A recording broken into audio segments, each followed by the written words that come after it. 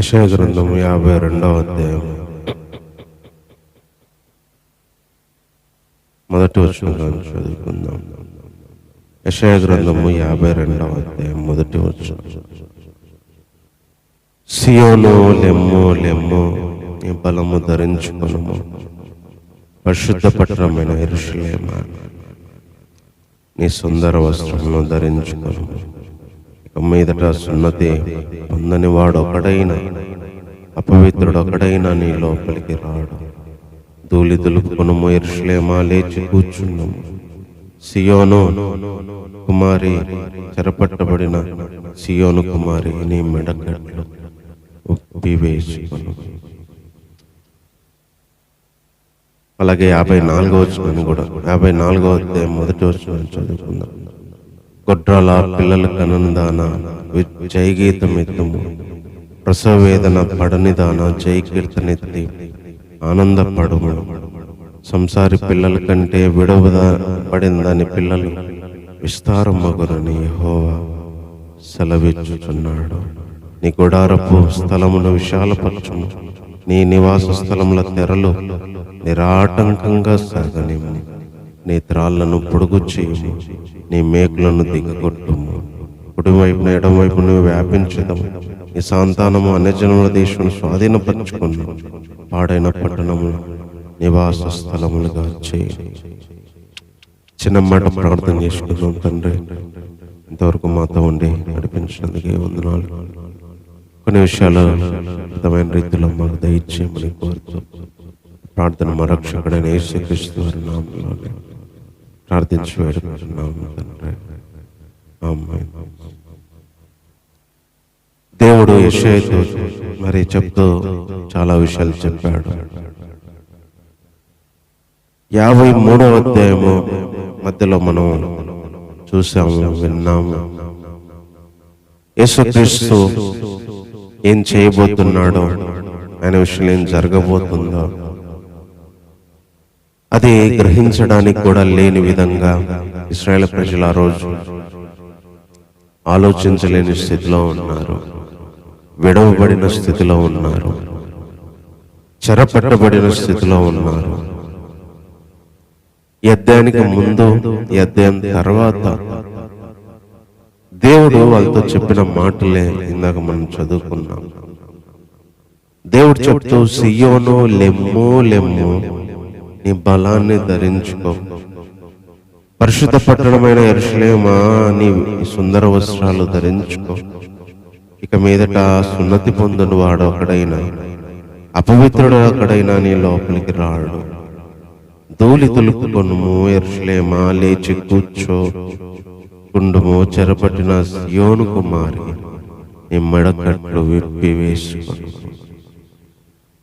ఇక్కడ ఏం చెప్తున్నాడంటే, సియోను లెమ్ము లెమ్ము అని చెప్తున్నాడు. నీ బలం తెచ్చుకో, నీ సుందర వస్త్రాలు కట్టుకో. ఇంకా సున్నతి పొందిన వాళ్ళు, పొందని వాళ్ళు, అపవిత్రులు నీ దగ్గరికి రారు. లేచి ధూళి దులుపుకో, లేచి కూర్చో, చెరపట్టబడిన సియోను కుమారి, నీ మెడకట్లన్నీ విప్పేసుకో. ఎందుకంటే ఇశ్రాయేలు ప్రజలు ఆ రోజు విడవబడిన స్థితిలో ఉన్నారు. మనందరికి తెలుసు. బలాన్ని కోల్పోయారు. అపవిత్రులు వచ్చి పట్టణాన్ని నాశనం చేశారు. సున్నతి లేని వాళ్ళు వచ్చి జనాలను చెరపట్టారు. వాళ్ళకున్న సుందర వస్త్రాలు లేవు, వాళ్ళకున్న బలము పోయిన స్థితిలో ఉన్నారు. కట్లతో మెడలు బిగించబడిన స్థితిలో ఉన్నారు. ఒక ఆయన రాబోతున్నాడు. ఆయన చేయబోయే కార్యం ఎంతో గొప్పగా ఉండబోతుంది. ఒక రాజు రాబోతున్నాడు, ఒక వ్యక్తి రాబోతున్నాడు, శాశ్వతంగా విడుదల చేసే వ్యక్తి, మీ పాపాలకు ప్రాయశ్చిత్తం చేసే వ్యక్తి, మీ జీవితాలను చెరలో నుంచి విడిపించే వ్యక్తి, మీకు సుందర వస్త్రాల్ని, బలాన్ని ధరింపజేసే వ్యక్తి, నీ మెడకట్లు విప్పే వ్యక్తి, చెరలో ఉన్న నిన్ను విడిపించుకొని తీసుకొని వచ్చే వ్యక్తి, రాబోతున్నాడు, లెమ్ము లెమ్ము అని చెప్తున్నాడు దేవుడు. 54వ అధ్యాయంలో కూడా అదే చెప్పాడు. గొడ్రాల ప్రసవ వేదన పడని దానా సంతోషించమంటున్నాడు, జై గీతం ఎత్తమంటున్నాడు, జై కీర్తన పాడమంటున్నాడు. ఎందుకంటే నీ పిల్లలు, సంసారిక పిల్లల కంటే నీ పిల్లలు, విడవబడిన దాని పిల్లలు విస్తారమవుతారు. అంటే విడవబడిన స్థితిలో వెళ్ళిన నీ జీవితము, దేవుడు నన్ను వదిలిపెట్టాడు అని, విడిచిపెట్టాడని పాడైన స్థితిలో బ్రతుకుతున్న నీ జీవితంలో జై కీర్తన, ఆనంద కీర్తన పాడండి. ఎందుకంటే యేసు ప్రభు చేయబోయే కార్యం ఉంది, ఆయన రాబోతున్నాడు అని చెప్పి మధ్యలో ప్రభు గురించిన ఆ యొక్క సంఘటనను చెప్తూ అటు ఇటు వాళ్ళను బలపరచడానికి, వాళ్ళున్న స్థితిలో వాళ్ళను ప్రోత్సహించడానికి దేవుడు రాయించిన మాటలు. ఈరోజు మనం కూడా ఎంతో మంది మనల్ని గద్దించడమే కాదు, శిక్షించడమే కాదు, కఠినమైన బోధ చెయ్యాలి, చెయ్యొచ్చు, పద్దాక తిట్టడమే, పద్దాక అరవడమే అయితే ఏ వ్యక్తి మారడు.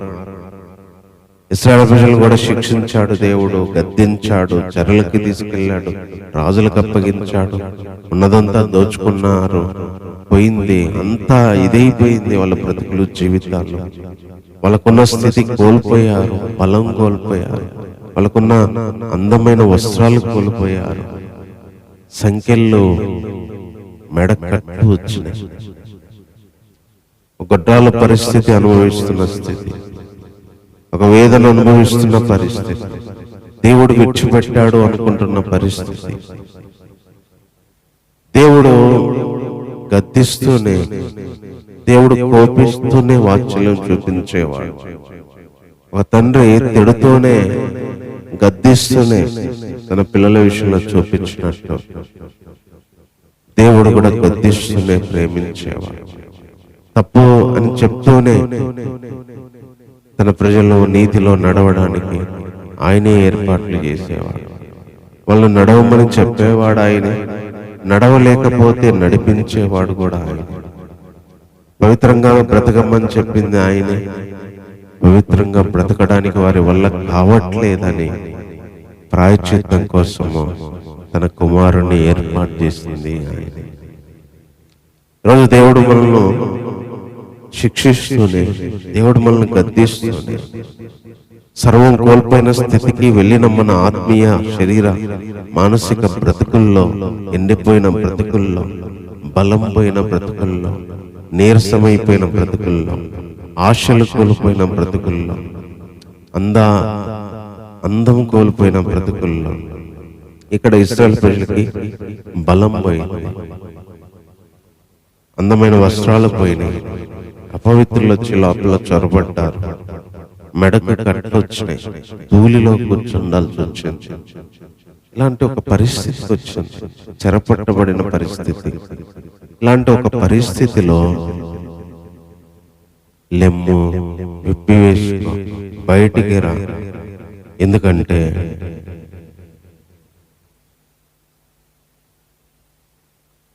యేసుక్రీస్తు రాబోతున్నాడు అని చెప్పి, యేసుక్రీస్తు చేయబోయే కార్యం గురించి ఈ అధ్యాయం చివరికి వచ్చేసరికి చెప్తూ వచ్చాడు.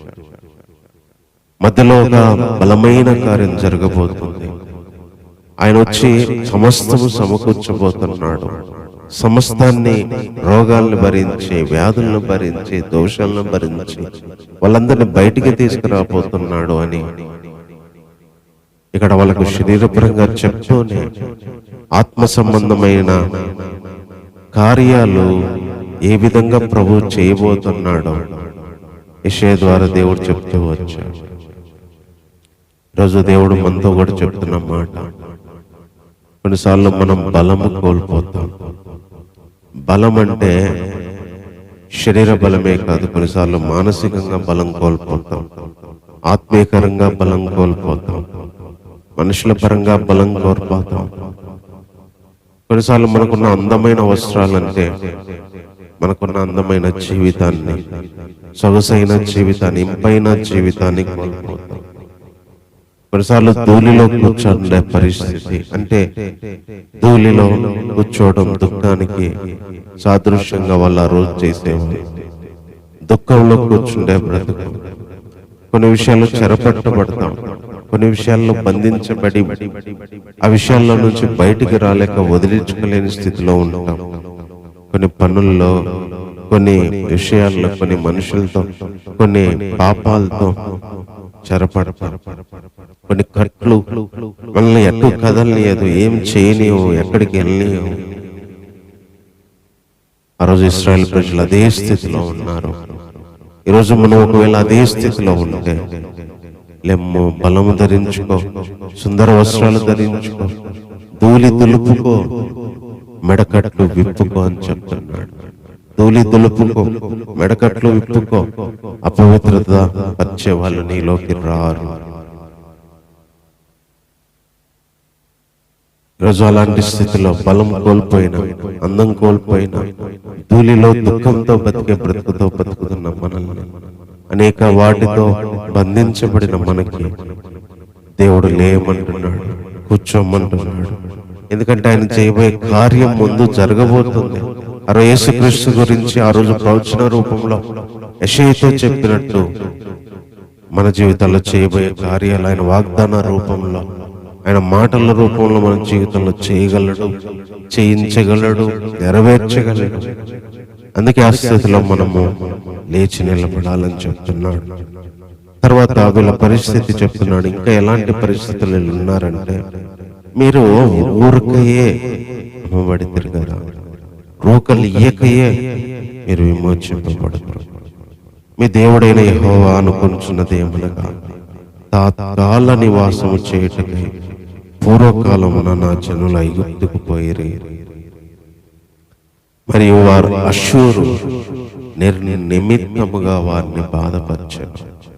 నా జనులు ఊరకయే కొనిపోబడుచున్నారు. వారిని బాధపరచువారు వారిని చూచి హెచ్చించుచున్నారు. ఇదే యెహోవా వాక్కు. దేవుడు ఆ రోజు ఇశ్రాయేలు పరిస్థితి చూస్తా ఉన్నాడు.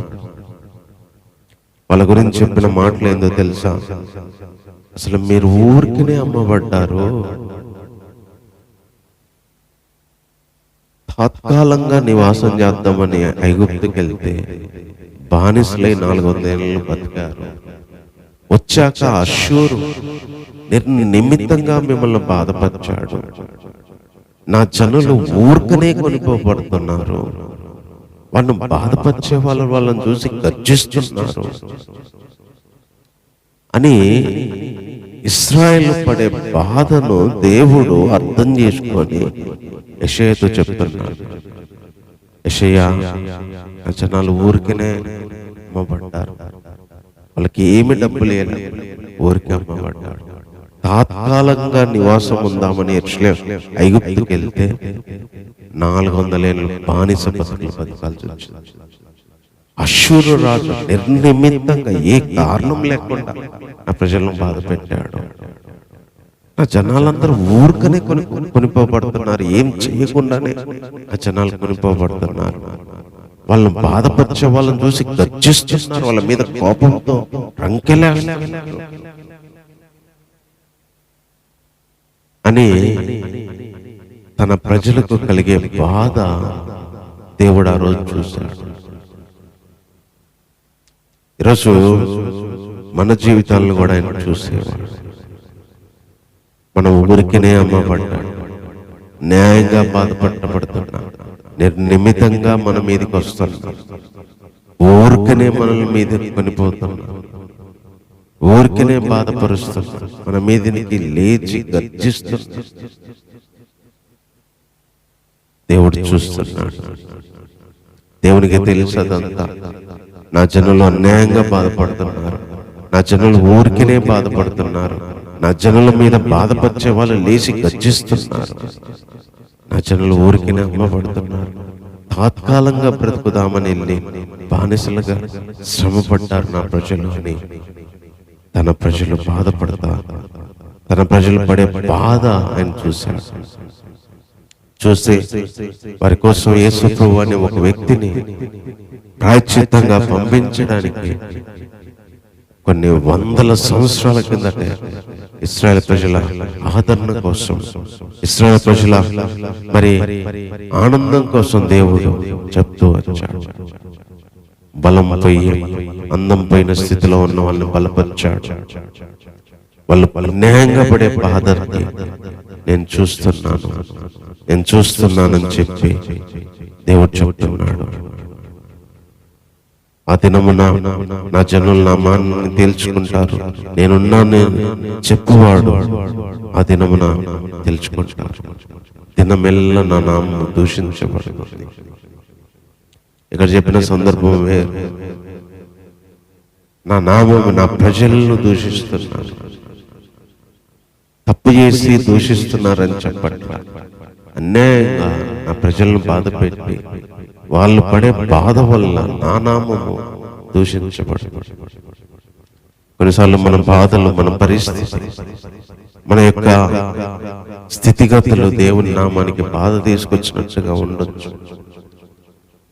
ఇశ్రాయేలు ప్రజలు, దేవుని ప్రజలు, దేవునితో ఉన్న వాళ్ళు, వాళ్ళు అమ్మబడ్డమైంది, వాళ్ళు బాధపడ్డమైంది, వాళ్ళు చెరలోకి పోవడమైంది, వాళ్ళు ఇలా అవ్వడమైంది అని వాళ్ళను బట్టి దేవుని నామాన్ని దూషిస్తూ ఉండొచ్చు అన్న జనులు. ఈరోజు మన జీవితాలను బట్టి, మన పరిస్థితిని బట్టి దేవుని నామాన్ని దూషించే వాళ్ళు ఎంతో మంది. మన జీవితాలను బట్టి, మన జీవితాల్లో కలిగే పరిస్థితులను బట్టి దేవుణ్ణి అనే వాళ్ళు ఎంతో మంది. ఆ రోజు యెహోవా వాక్కు దినమెల్ల నా నామము దూషించబడుతుంది.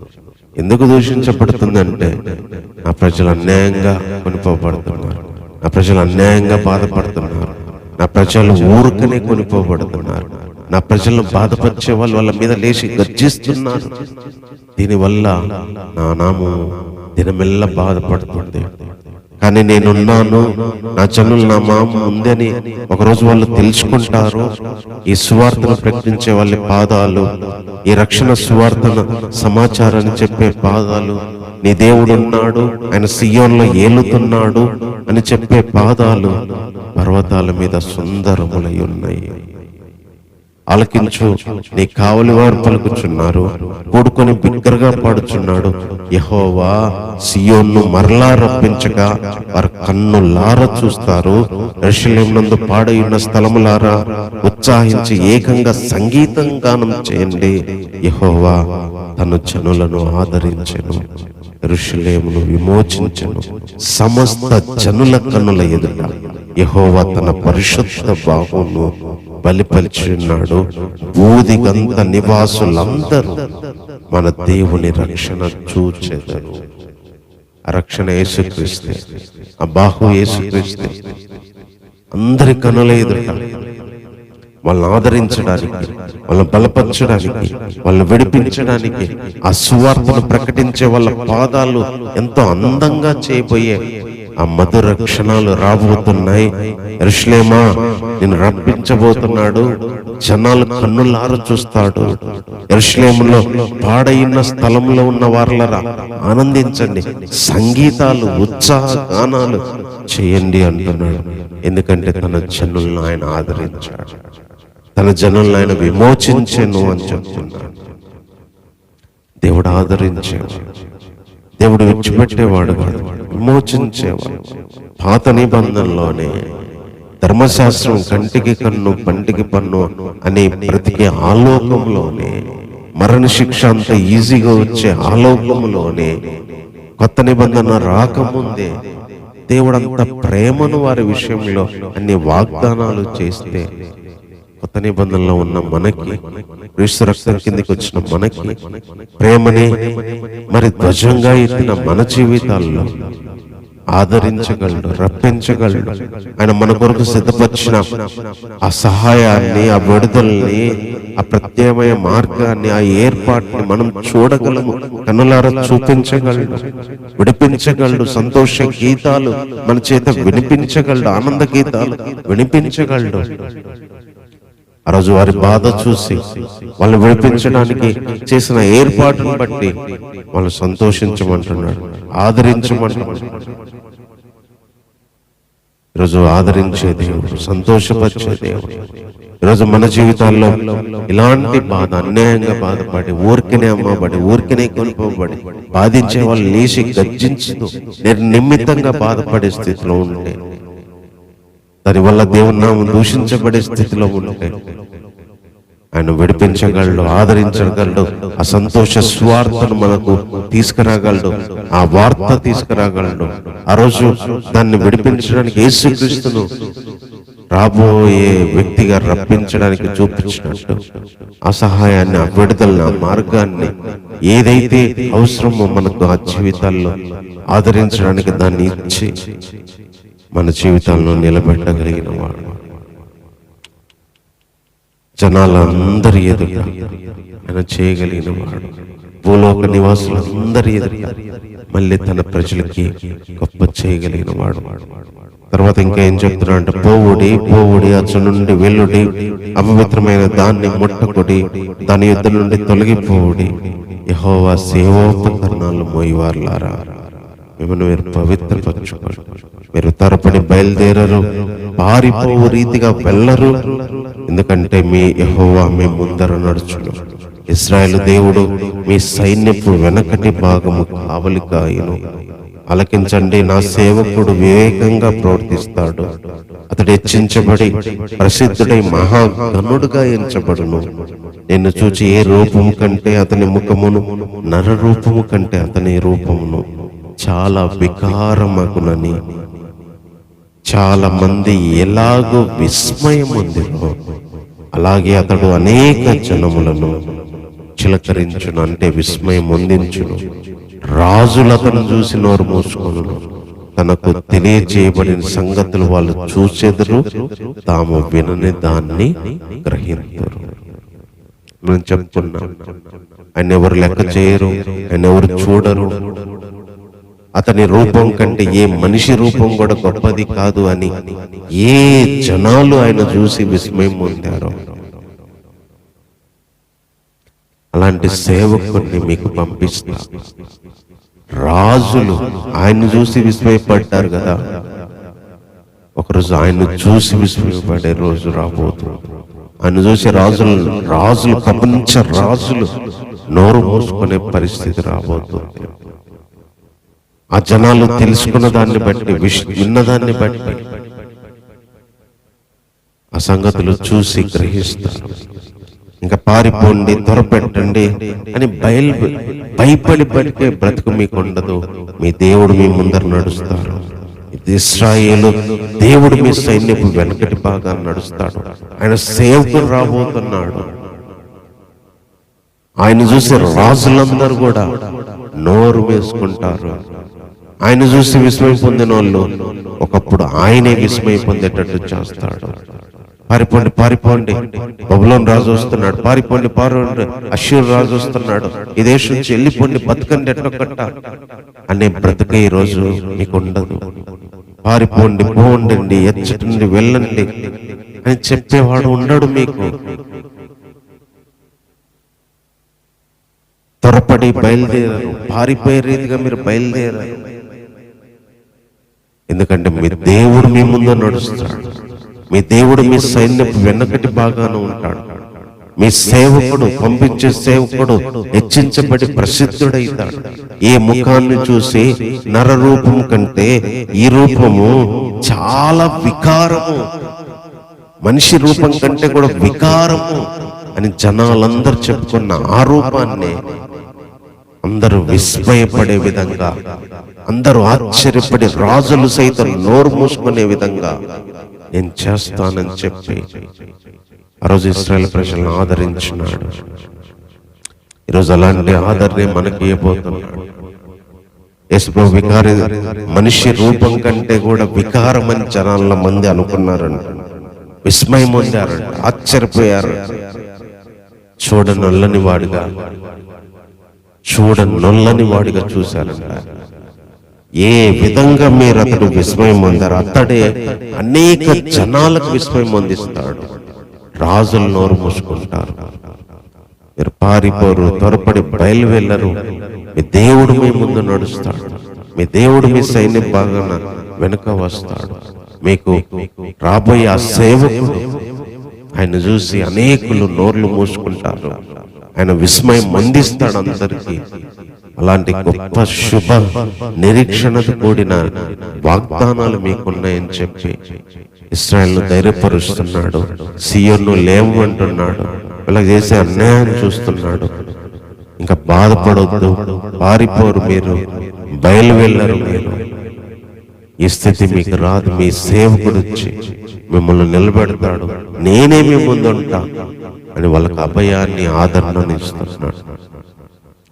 ఈరోజు అలాంటి స్థితిలో మనము ఉంటే ఇంకా పారిపోబడుతున్నా, ఇంకా తరం పడుతున్నా, ఇంకా వెలివేయబడుతున్నా, మానసికంగా శరీరపరంగా ఇంకా తరం పడి పారిపోయే బ్రతుకుతూ ఉన్న వాళ్ళని నిలబెట్టే రోజులు దేవుడు మన ముందు నిలబడి, మన వెనక నిలబడి, మనకు యేసుక్రీస్తు సపోర్ట్నిచ్చి పరిశుద్ధాత్మ శక్తితో నిలబెట్టి మన జీవితాలను మార్చగలిగిన వాడు, చేయగలిగిన వాడు, మన జీవితాలను ఆదరించి నింపేవాడు ఉన్నాడు. అందుకే ఈ సమాచారం ఎవరు నమ్మాడు, ఎవరు విన్నారు, ఇలాంటి ఒక పరిస్థితి రాబోతుంది అంటే ఎవరు ఆలోచించట్లేదు. ఈరోజు మనం ఆలోచించాలి. అందుకే వాళ్ళని బలం తెచ్చుకోమన్న ఆ దేవుడే, వాళ్ళ బాధ చూసిన ఆ దేవుడే, పారిపోకుండా వాళ్ళని చేయగట్టట్టు ఈరోజు నిలబెట్టే ఆ దేవుడే ఈరోజు మన జీవితాలను కూడా నిలబెట్టగలిగిన వాడు. కాబట్టి మాటలు బట్టి ప్రార్థన చేసుకుంటాం. సియోనుకు బలం పోయింది, సియోనుకి సుందర వస్త్రాలు పోయినాయి, సియోనుకి దుఃఖం అనే ధూళిలో ఉన్నారు, సియోనుకు మెడకట్లు ఉన్నాయి, సియోను చెరపట్టబడింది. కానీ దేవుడు ఏమంటున్నాడు? మీకు సహాయం చేయబోతున్నా, మీకు బాహువును బయలుపరచబోతున్నా, మీకు సేవకుడు రాబోతున్నాడు. విషయాలు గ్రహించండి, నమ్మండి. ఈరోజు మనకు దేవుడు చేయబోతున్న కార్యాల విషయం, ఏ విషయంలో మనం బలం పోయిందో, ఆత్మీయపరంగా, మానసికంగా జీవించడానికి ఏ విషయంలో శక్తి కోల్పోయాము తిరిగి బలం తెచ్చుకోమంటున్నాడు. ఏ విషయంలో మన జీవితాలు, మన వస్త్రాలు కోల్పోయినాయో, సుందర వస్త్రాలు పోయినాయో, అవమానాన్ని ధరించుకున్నాం, అపకీర్తిని ధరించుకున్నాం, ఏలను ధరించుకున్నాం, తిరిగి సుందర వస్త్రాలను ఇవ్వగలిగిన వాడు, ఘనత ఇవ్వగలిగిన వాడు, పేరు ఇవ్వగలిగిన వాడు, దుఃఖాన్ని తీసివేసి ధూళి నుంచి లేపి సింహాసనం మీద కూర్చుండబెట్టేవాడు, ఆనందాలతో నింపేవాడు, ఏ కట్లతో బంధించబడి మానసికంగా, శరీరపరంగా, ఆర్థిక పరంగా, అనారోగ్యపరంగా బంధించబడ్డామా, కట్లిప్పేసి, చెరవిప్పేసి బయటకు తీసుకొచ్చి ఫ్రీగా మనల్ని స్వతంత్రులుగా తిరగనిచ్చేవాడు, కట్లు విప్పేవాడు, విప్పగలిగిన వాడు. అందుకే బలం తెచ్చుకో, లెమ్ము సియోను, లెమ్ము. ఇంకా అక్కడే కూర్చుంటావా? ధూళిలోనే కూర్చుంటావా? ఇంకా బలహీనంగానే పడి ఉంటావా? ఇంకా వస్త్రాలు లేకుండానే ఉంటావా? ఇంకా కట్లతోనే ఉంటావా? లే, నీకు ఒక గొప్ప వాగ్దానం చేయబోతున్నాలే, ఒక గొప్ప బాహు బయలుపరచబడుతుందిలే, గొప్ప సేవకుడు నీ కోసం రాబోతున్నాడు లే అని ఆ రోజు చెప్తున్నట్టుగా ఈరోజు మనకు కూడా దేవుడు ఆదరించే మాటలతో చెప్తున్నాడు. అంతేకాకుండా వాళ్ళ బాధ చూశాడు, వాళ్ళ అన్యాయంగా కొనిపోబడుతున్నారు, రోకలు ఇయ్యకుండానే అమ్మబడుతున్నారు, తాత్కాలికంగా బ్రతుకుదామని వెళ్ళిన వాళ్ళు శాశ్వతంగా బానిసలైపోయారు. నిర్నిమితంగా అశ్షూరు బాధించింది, ఊరికినే వాళ్ళ మీదకి లేస్తున్నారు, బాధించే వాళ్ళు గర్జిస్తున్నారు. దీన్ని బట్టి దినమెల్లా నామం బాధపడుతుంది, దూషించబడుతుంది. కానీ యెరూషలేము నేను ఆదరిస్తా, వాళ్ళని విమోచిస్తా. ఈ వార్తను ప్రచురించే వారి బాధలు అందమైనవి, దేవుడున్నాడు అని నా గురించి చెప్పుకుంటారని చెప్పి ఈరోజు మన బాధ చూసేవాడు. అన్యాయంగా కొనుక్కోబడింది, అన్యాయంగా కోల్పోయింది, అన్యాయంగా వేస్ట్ అయింది మన సంవత్సరాల్ని, మన జీవితాన్ని, మన యొక్క అనారోగ్యాన్ని, మన యొక్క మానసిక సమాధానం, సంతోషం కోల్పోయి అన్యాయంగా ఏ బాధ అయితే అనుభవించాడు దేవుడు చూసేవాడు. ఆ బాధించే వాళ్ళు గర్జించే గర్జింపులని దేవుడు చూసేవాడు. దేవుడు ఎప్పుడు గద్దించేవాడు, శిక్షించేవాడే కాదు, మన పక్షాన మన బాధను చూసి ఆదరించేవాడు. ఇంకా పారిపోయే విధంగా త్వరపడే రీతిగా మన బ్రతుకులు ఉండవు. దేవుడు మన ముందు ఉంటాడు, ఆయన సైన్యము వెనక ఉంటది, ఆయన సేవకుడు మనకు ఉంటాడు. ఆయన అనేకులకు విస్మయం కలిగించి రాజులు నోరు మూసుకునేటట్టు చేయగలిగే శక్తి ఆయనకుంది. ఆయన రాజ్యం రాబోతుంది. భూలోకం ఆయన ముందు నోరు మూసుకొని ఆయనే దేవుడని మోకాలు లేసి ప్రతి నోరు చెప్పబోతుంది.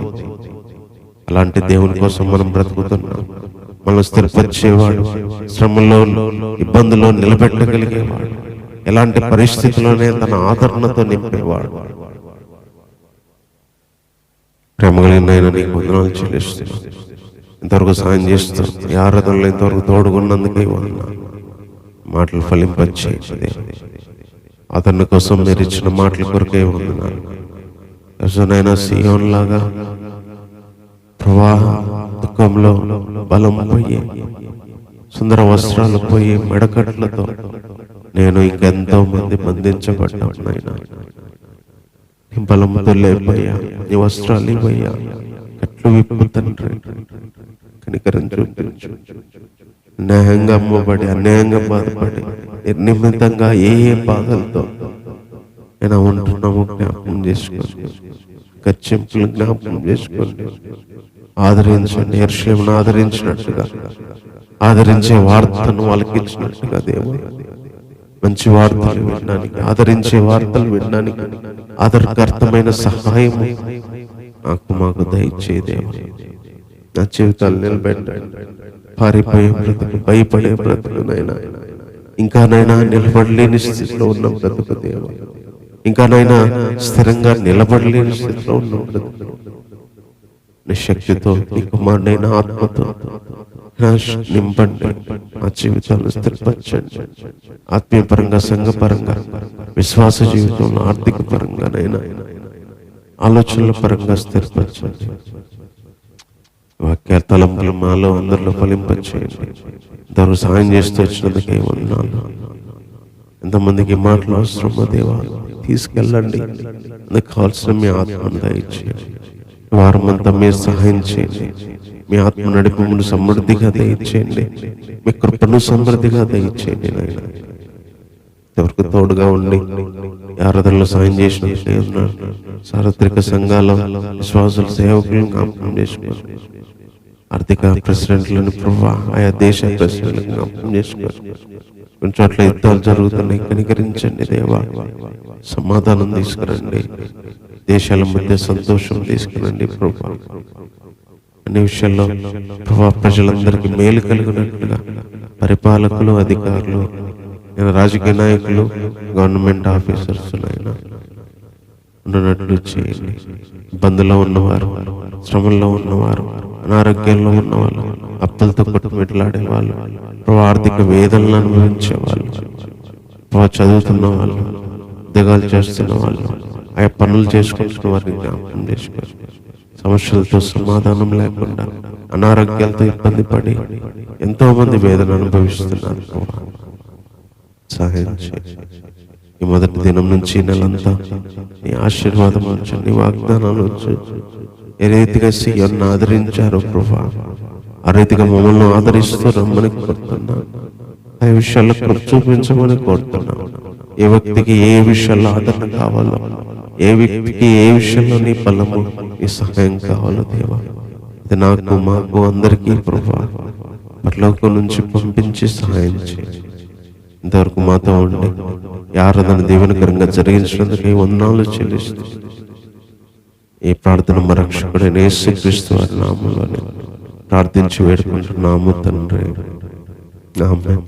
మన తండ్రి అయిన దేవుని ప్రేమ, మన కుమారుడు మన రక్షకుడైన యేసుక్రీస్తు వారి కృప, పరిశుద్ధాత్మిక సహాయం, సన్నిధి దేవుడు చెప్పిన ప్రకారం మన జీవితాల్లో, భూమి మీద ఉన్న ప్రతి ఒక్కరి జీవితాల్లో జరిగించడానికి సాయం చేసి నడిపించును. ఆమేన్. అందరికి వందనాలు.